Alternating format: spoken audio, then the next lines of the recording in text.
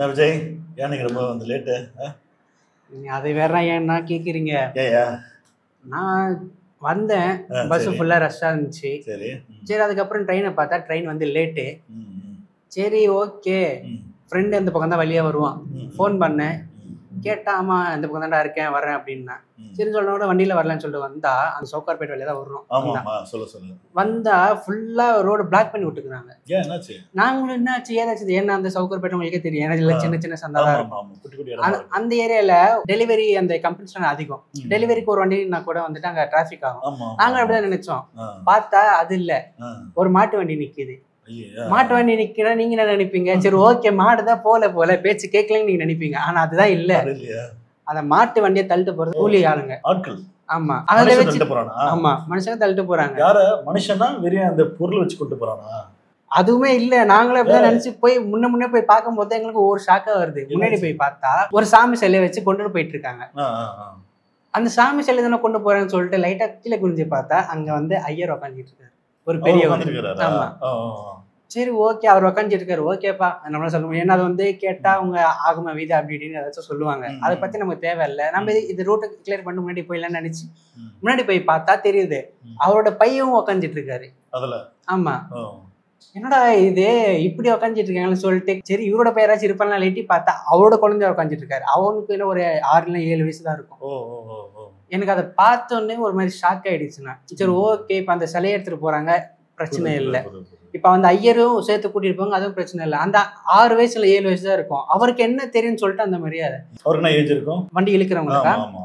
அவருக்கு இருக்கும் ஒரு 40 வயசு அந்த மாதிரி இருக்கும். ஒரு 40 வயசு ஆள் வந்து ஒரு ஒரு ஒரு ஃபேமிலியை வந்து வண்டியில வச்சு வந்து. ஆமா.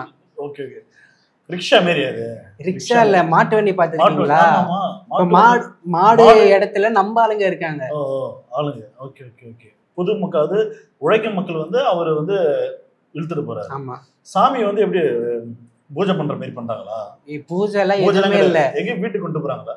கோயிலுக்கு தான் கொண்டு போயிட்டு இருக்காங்க. கோயில் கொண்டு போறாங்க. கோயிலுக்கு கொண்டு போறதுக்கு இவங்க எதுக்கு அங்க உட்காந்துட்டு இருக்காங்கன்னு எனக்கு தெரியல. கோவில் நிகழ்ச்சிக்காக அந்த சாமியை வச்சு கொண்டு போறாங்களா? எந்த திருவிழாவும் இல்ல, எதுவுமே இல்ல, எதுவுமே Personal- இல்ல. பர்சனலா போயிட்டு இருக்காங்க. பர்சனலா வந்து ஒரு பல்லாக்கு மாரி ஆமா, அந்த பல்லாக்குல வந்து கொண்டு போவாங்க. அதே மாதிரி தான் அந்த போயிட்டு மாதிரி இருக்காங்க. இப்ப வந்து கொண்டு வராங்க. அது வந்து ஒரு வயசான ஆளை வந்து நீ இழு, நாங்க வந்து உட்காந்துட்டு வரோம். அதுல வந்து ஒரு சின்ன பையனுக்கு ஒருத்தர் இருக்கான், ஆமா யூத்து ஒருத்தர் இருக்கான். ஆமா. ஓகேவா?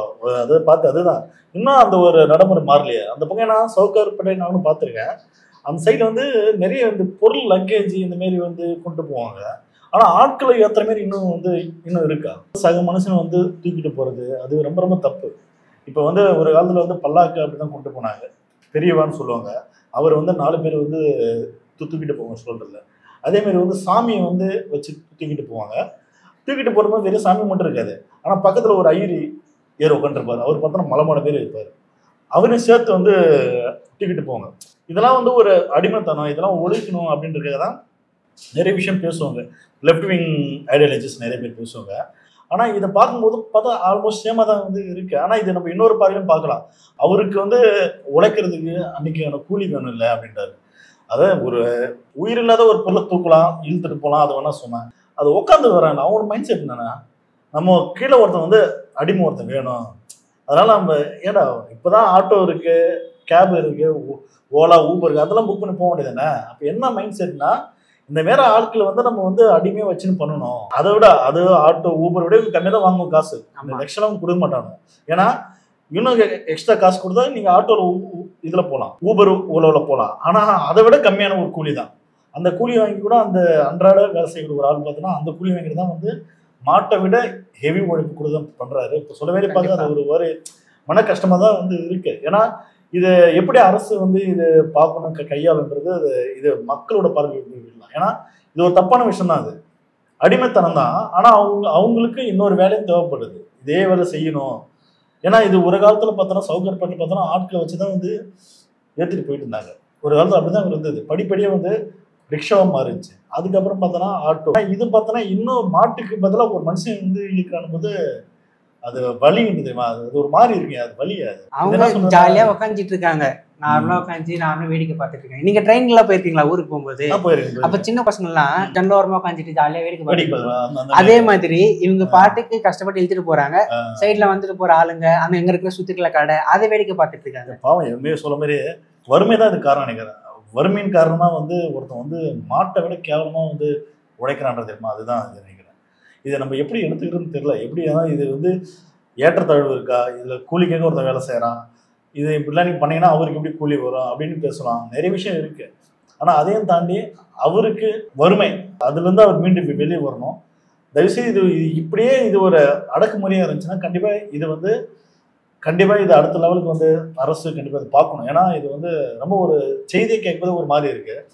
அதை நேரில் அது நீ வந்து அந்த கதையை சொல்கிற, அது நீ பார்த்தது, அது எனக்கே கேட்க ஒரு மாதிரி இருக்குது. அது நேரில் பார்க்கும்போது அது எப்படி இருக்கும், கொடுமையாக இருக்காது கண்டிப்பாக.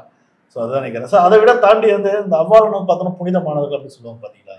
இப்போதானே அவ்வாலனா ஐயர், இவர் நல்லவர் அப்படின்னு சொல்லுவாங்க. இப்போ சமீபத்தில் பார்த்தோன்னா கும்பகோணத்தில் இப்போ ஒரு விஷயம் நடந்துச்சு, ஒரு பாலியல் இஷ்யூ. என்னன்னா 13 வயசு சிறுமியை வந்து பாலியல் பண்ணியிருக்கிறார். யாரு? நம்ம அவ்வா, பெல்ட் போட்டவர். அவருக்கு ஏஜ் என்ன இருக்குன்னு நீ பண்ணி பாருங்க, அந்த போட்டோ பாருங்க, அவருக்கு என்ன ஏஜ் இருக்கு பாருங்க. வயசான கிழவர், கிட்டத்தட்ட ஒரு 70 கிட்ட. ஆமா, இவர் இன்னைக்கும் நிறைய சாகர வயசு. இந்த ஆளுக்கு இன்னும் திமிர் இருந்தா, அதுவும் கோவில்ல வந்து அர்ச்சகரை வேலை செய்யறாரு. கோவிலே வச்சு இந்த சம்பவம் வந்து பண்ணியிருக்கிறாரு. கோவில்ல சாமி கும்பிட வந்த ஒரு குழந்தைய கூப்பிட்டு இப்படி பாலியல் இச்சை பண்ணியிருக்கானே, இவன் என்ன பண்ணலாம்னா? இது இன்னும் மட்டும் இல்லை, இந்த நியூஸ் வந்து இங்கே மட்டும் இல்லை, இது தொடர்ந்து நான் நடக்குது. நம்ம நிறைய செய்தியில் பார்க்குறோம். இந்த அவால் பண்ணுற தப்புகள் பார்த்தோன்னா நிறைய விஷயம் இந்த மாரி கோவிலில் பாலியல் செயல் பண்ணுறது, கோவிலில் ஒரு பெண்ணோட வந்து தப்பான செயல் பண்ணுறது. அதாவது அர்ச்சகர் செய்கிறன்றவங்களை பொதுமக்கள் வந்து சாமிக்கு நிகராக தான் பார்க்குறாங்க. சாமின்னு சொல்லி நிறைய பேர் கூப்பிடுவாங்க. கண்டிப்பாக சாமின்னு சொல்லி கூப்பிடுவாங்க. இவரும் அப்படியே என்ன சொல்லணும், இவன் ஒருத்தவங்க சாமியை கூப்பிட்டா அப்படியே உனக்கு அப்படியே ஒரு மாதிரி ஆயிடல. உனக்கு முதல்ல அந்த மாதிரி இடத்துல சாமியை கூப்பிடவே கூடாது. மனுஷன் தானே, மாமானு கூப்பிடு, ஐயர்னு கூப்பிடலாம், வாதியார்னு கூப்பிடு. அது நான் சாமி நீ மனுஷன் தானே, நீ சாமின்றது உள்ள இருக்கு. அதுக்கு நீ வந்து ஒரு இதுதான், நீ நாங்க சொல்ற கஷ்டத்தை வந்து கேட்டு நீ சொல்ற, எங்க நீ கேட்கற. ஆனா நீ ஒரு ஆள் இருந்துட்டு நீ பண்ற, நீ அதெல்லாம் விடு. நீ ஒரு கடவுளுக்கு நிகரானாலாம் கிடையாது. நீ ஒரு சாதாரண ஆளு, நீ கடவுள் தொட்டு பூஜை செய்கிற ஆள், நீ எவ்வளோ வந்து ஒழுக்கமாக இருக்கணும். இருக்கிறாங்களாண்ணா? அப்படி கிடையாது. எப்போ பார்த்தாலும் பார்த்தோன்னா இவங்களுக்கு தொடர்ந்து இந்த செய்தி நியூஸ் வருது. ஏன்னா இவங்களுக்கு சரியான தண்டனை கொடுத்தாங்களா, அந்த தண்டனை வந்து நிறைவேற்றுறாங்களா அப்படின்னு பார்த்தோன்னா அது கேள்விக்குரியதாக இருக்கு. ஏன்னா இவனுக்கு கடுமையான தண்டனை கொடுத்தாதா இதேமாரி குற்றம் வந்து அகைன் வந்து நடக்காமல் இருக்கும். கண்டிப்பாக.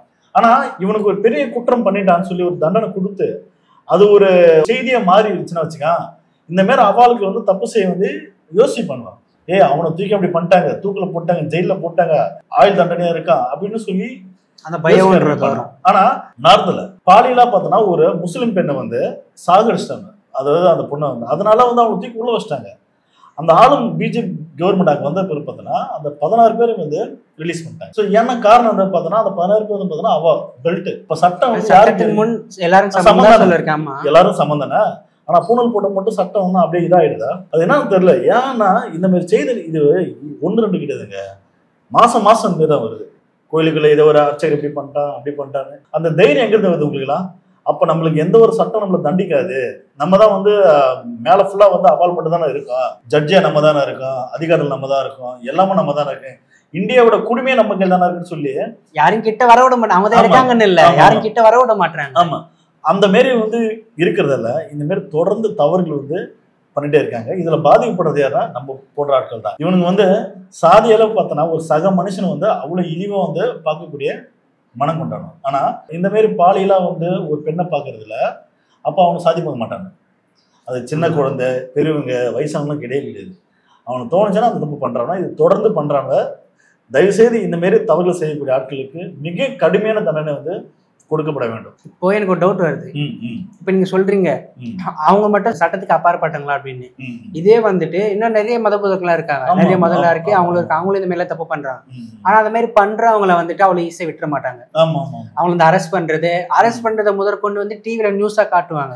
ஆனா இவங்களை பத்தி பார்த்தோமே சும்மா அந்த ஏரியாவை காட்டுவாங்க, அப்புறம் அவங்க போட்டோவை காட்டுவாங்க, அந்த கோயிலை காட்டுவாங்க, அவ்வளவுதான். ஆனா அந்த இழந்தவங்களுக்கு தான் அந்த வழின்றது என்னன்னு தெரியும். இழப்புன்றது வந்து எல்லாருக்குமே அது இழப்பு தான். தப்புன்றது வந்து யார் பண்ணாலும் அது தப்புதான். ஆனா இவங்க பண்ற போது மட்டும் சும்மா ஒரு வார்த்தையில சொல்லி விட்டுறாங்க. அது ஏன்னு மட்டும் இது வரைக்கும் எனக்கு தெரியல. அதுதான் காரணம் வந்து பார்த்தோன்னா இப்ப எல்லா இடத்துலயும் தப்புகள் வந்து நடக்குது.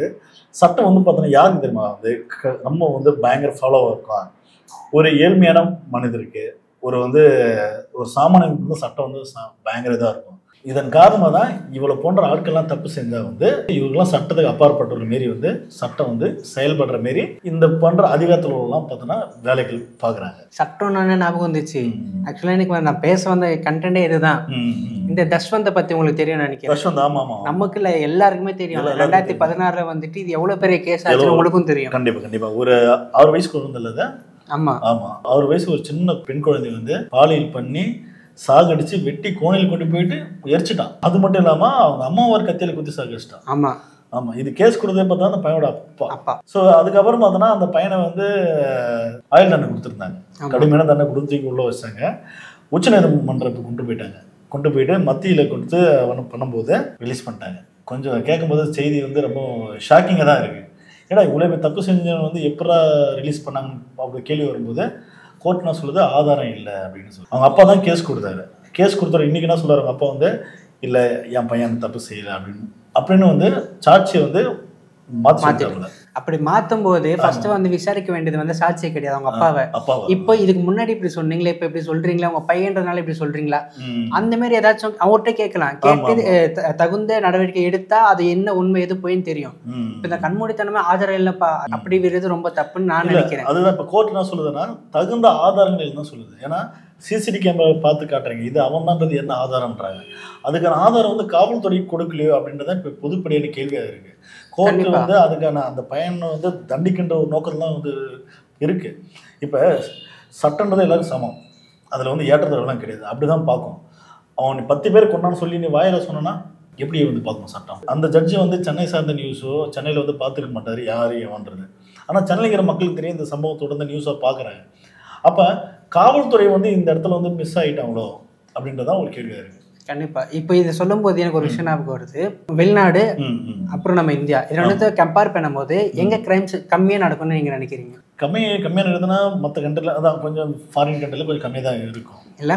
அங்கே இதே மாதிரி ஒரு இஷ்யூ ஒரு கேஸில் வந்துட்டு ஒரு பையன் ஒரு இளைஞனாக தான் வந்து அவர் ஜெயிலுக்குள்ளே போகிற ஒரு தப்பு பண்ணிட்டு போய் இதே மாதிரி தான் 10 வருஷம் கழிச்சு ஆயுள் தண்டனை போட்டு திருந்திட்டாரு அப்படின்னு சொல்லிட்டு தான் வெளில விட்டாங்க. வெளில வந்ததுக்கு அப்புறமா அவர் வந்து யாருமே மதிக்கலை, வேலை தரல, வீடு தரல, அவங்க வீட்டில் இருக்கிற ஒதுங்கிட்டாங்க. இந்தியாவில இல்லை வெளிநாட்டில். அதுக்கப்புறம் என்ன பண்ணா, ஏதாச்சும் வேலைக்கு போனா யாரும் வேலை தரல. ஏன்னா அவர் ஜெயிலுக்கு போயிட்டு வந்துட்டான், இவன் தப்பு பண்ணான் அப்படின்ற ஒரு இன்டென்ஷனால யாரும் எதுவும் வேலை தரல. அதுக்கப்புறம் என்ன பண்ணான்னா கால் டாக்ஸ் எடுத்து ஓட்ட ஆரம்பிச்சான்.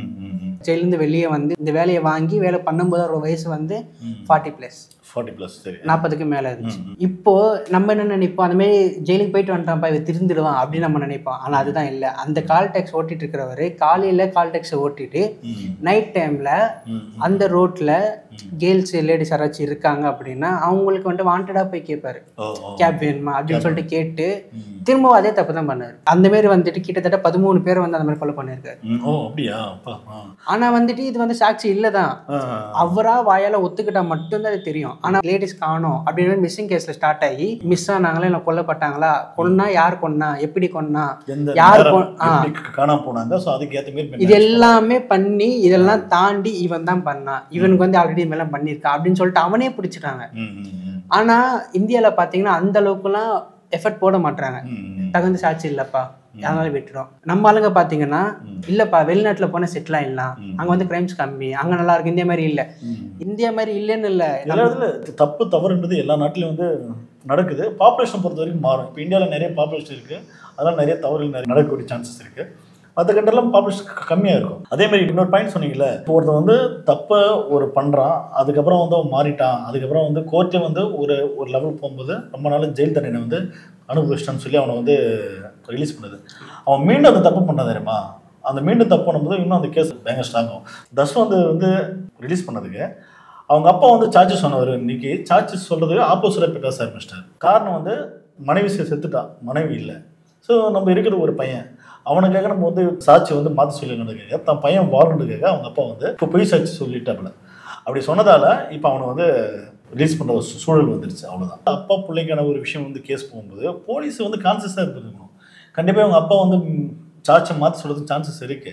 அப்போ அதுக்கான தேவையான ஆதாரத்தை நம்ம எடுத்து வச்சிருக்கோம் பிஃபோர் அப்படின்றது அந்த வேலை செய்யாம விட்டாங்களோ அப்படிதான் ஒரு கேள்வி. இப்போ போலீஸ் டிபார்ட்மெண்ட்லேயே பார்த்தா அப்படின்னா, இப்போ ஃபார் எக்ஸாம்பிள் ஒரு போலீஸ் இருக்காரு, அவரோட ஃபேமிலியே இழப்பு நடக்குது அப்படின்னா அந்த கேஸ் வந்து அவர்கிட்ட தரமாட்டாங்க. ஏன்னா வந்துட்டு அது வந்து ஒரு போலீஸ் ஹேண்டில் பண்ண மாட்டாங்க, எமோஷனலா ஹேண்டில் பண்ணுவாங்க அப்படின்னு சொல்லிட்டு அவங்களே வந்து அந்த அளவுக்கு கண்டிஷன் வைப்பாங்க. கண்டிப்பா கண்டிப்பா. ஆனா அப்படின்னும் போது இவங்க அப்பா பையன் அது எப்படி அந்த அளவுக்கு ஈஸியா விட்டுட்டாங்க அப்படின்றது கஷ்டமா இருக்கு. ஏன்னா அவன் பண்ண தப்பு வந்து சாதாரண தப்பு கிடையாது. ஏன்னா அந்த தப்பு வந்து சின்ன குழந்தைய வந்து பாலியலா பண்ணி சாகடிச்சு எரிச்சுட்டான். அதுக்கும் பார்த்தா அவங்க அம்மா ஒரு கொண்டு சாகடிச்சான். இந்த மாதிரி கொலை பண்ணுவான். இந்த மாதிரி கடுமையான தண்டனை கொடுத்தாதான் மற்றவன் தப்பு பண்ணது யோசிப்பான். இந்த மாதிரி ஒருத்தன் வந்து தூக்கி உள்ள போட்டாங்க. இப்போ இந்த மாதிரி எந்த ஒரு ஆதாரமும் ஒருத்தன் வந்து வெளியே வரும்போது மற்றவங்க தப்பு பண்ணது ஈஸியாக வந்துடலாம் போலி. அப்படி இந்த ஒரு சாட்சியை வந்து நம்ம வந்து அழிச்சுட்டா போதும். நம்ம கோகுல் ராஜ்னு ஒருத்தர் கொண்டாங்க தெரியுமா, ஆனர் கிளி. யுவராஜ் பார்த்தனா அப்படிதான் பண்ணான். யுவராஜ் பார்த்தனா அந்த பையனை சாகடிக்கிறதுக்கு யோசிக்கிறான். எந்த ஒரு ஆதாரமும் சேர்க்கக்கூடாது போலீஸ்கிட்ட அப்படி கேட்க பிளான் பண்ணி பார்த்தனா ஃபோனை கொண்டு போய் ஆஃப் பண்ணுறது, அங்கே போய் ஆன் பண்ணுறது, காலேஜில் ஆஃப் பண்ணுறது, இப்படி இப்படின்னு பண்ணி பிளான் பண்ணி அந்த பையனை சாகடிச்சு ஆதாரமாக நம்ம வந்து போயிடலாம், வெளியே வந்துடலாம் அப்படின்னு பண்ணான். ஆனால் பல பேர் வந்து அந்த ஆதாரத்தை எடுத்து அவனை தூக்கி உள்ள வச்சிட்டாங்க. காரணம் வந்து குற்றவாளிகள் வந்து தப்பு செய்யறதுக்கு என்ன பண்ணுவாங்க, எந்த ஒரு ஆதாரமும் வந்து அதாவது செஞ்சதுக்கான எந்த ஒரு ஆதாரமே எல்லாமே பண்ணணும் அப்படின்னு தப்பு பண்ணிட்டா நம்ம தப்பிச்சிடலாம் அப்படின்ற ஒரு மைண்ட் செட்ல வந்து இது வந்து வரும். அதனால தான் இந்த மாதிரி காவல்துறைகள் வந்து அதை விட சரியான ஆதாரங்கள் எடுத்து கொடுத்தாதான் குற்றவாளிக்கும் தண்டனைக்கு கிடைக்கும். இனி வரும் தப்பு செய்யறன்னு வந்து யோசிப்போம், திங்க் பண்ணுவோம். கண்டிப்பா நம்ம ஒரு விஷயத்த பாக்குறோம்னா அதுல இருந்து நம்ம இன்ஸ்பயர் ஆகும், மோட்டிவேட் ஆகும். அது நல்லதா இருந்தாலும் கெட்டதா இருந்தாலும். இப்போ இந்த மாதிரி ஆளுங்க தப்பு பண்றாங்க அப்படின்னும் போது அவனுக்கு தகுந்த தண்டனை அப்படின்றத விட ஒரு பயங்கரமான தண்டனை கொடுக்கும்போது இல்லப்பா நம்ம அந்த சிச்சுவேஷன் வந்துடவே கூடாது அப்படின்ற ஒரு பயம் வரணும் பாக்குறவங்களுக்கு. நல்லவனாவே இருந்தாலும் பரவாயில்ல, அந்த ஒரு பயம் வரும்போது அவன் தப்பு பண்ண மாட்டான்.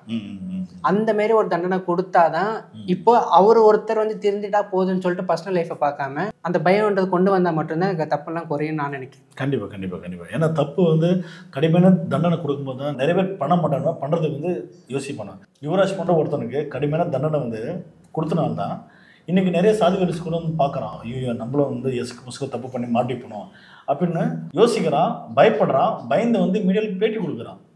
ஸோ கடுமையான தண்டனை தான் வந்து கண்டிப்பாக வந்து ஒரு ஒழுக்கத்தை வந்து கொடுக்கும், எல்லாருக்குமே சொல்கிறேன். கண்டிப்பாக சரி வந்து அதை எப்படி வந்து பார்ப்போம். தர்ஷன் வாழ்க்கை வந்து அடுத்த கட்டமாக வேறு மாரி வந்து மேல்முறையான போவாங்களா அப்படின்ற ஒரு ஆப்ஷன் வந்து இருக்கான்னு தெரியல. ஸோ கண்டிப்பாக இதோட வழக்கை பற்றி உங்களுக்கு என்ன தோணுதோ மறக்காம வந்து கமெண்ட் பண்ணுங்கள். அடுத்த வீடியோவில் சந்திப்போம். நன்றி, வணக்கம்.